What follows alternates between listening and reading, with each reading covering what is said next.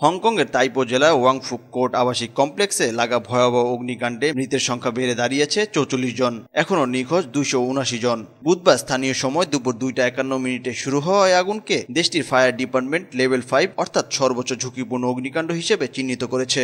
আগুন নেভাতে কাজ করছে ৮০০-র বেশি দমকল কর্মী, আর গুরুতর অবস্থায় হাসপাতালে চিকিৎসা নিচ্ছেন কমপক্ষে ৪৫ জন।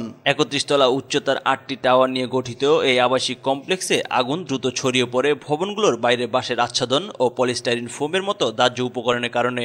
তদন্তে উঠে এসেছে ভবন সংস্কার চলাকালে এইসব উপকরণ জানলা ঢেকে রেখেছিল, যা আগুনের বিস্তারে বড় ভূমিকা রাখে। এই ঘটনায় সংশ্লিষ্ট একটি নির্মাণ কোম্পানির 2 পরিচালক ও 1 প্রকৌশলীকে গ্রেফতার করেছে পুলিশ। তাদের বিরুদ্ধে গুরুতর অবহেলার অভিযোগ আনা হয়েছে। রাতভর উদ্ধার তৎপরতায় একজন শিশু ও একজন বয়স্ক নারীকে জীবিত উদ্ধার করা হয়েছে। তবে ভবনের ভেতরে বিস্ফোরণের শব্দ, উচ্চতা ও ঘন ধোঁয়ার কারণে কাজ কঠিন হয়ে পড়েছে বলে জানিয়েছে দমকল বাহিনী।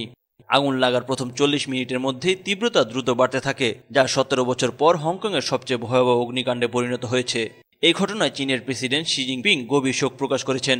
ক্ষতিগ্রস্ত বাসিন্দাদের জন্য অস্থায়ী আশ্রয় কেন্দ্র ও পুনর্বাসন ইউনিট বরাদ্দের ঘোষণা দিয়েছে হংকং সরকার। হাউজিং টাস্কফোর্স তাৎক্ষণিকভাবে ১৪০০টির বেশি বিকল্প আবাসন চিহ্নিত করেছে, যার মধ্যে ২৮০টি রয়েছে তাইপো অঞ্চলে। এদিকে আগুনের কারণ অনুসন্ধানে একটি বিশেষ টাস্কফোর্স গঠন করা হয়েছে। ভবনগুলোর অগ্নি নিরাপত্তা ব্যবস্থা নিয়ম মেনে স্থাপন করা হয়েছিল কিনা তা যাচাই করতে তদন্ত শুরু হয়েছে। কর্মকর্তাদের মতে, আগুনের অস্বাভাবিক দ্রুত বিস্তার ভবনের নিরাপত্তা ব্যবস্থার গুরুতর ত্রুটিকে সামনে এনে দিয়েছে। আর এই প্রশ্নের স্পষ্ট জবাব পাওয়া না গেলে ভবিষ্যতে এমন ভয়াবহ বিপর্যয় রোধ করা কঠিন হবে। নিউজ ডেস্ক, চেষ্টা টিভি।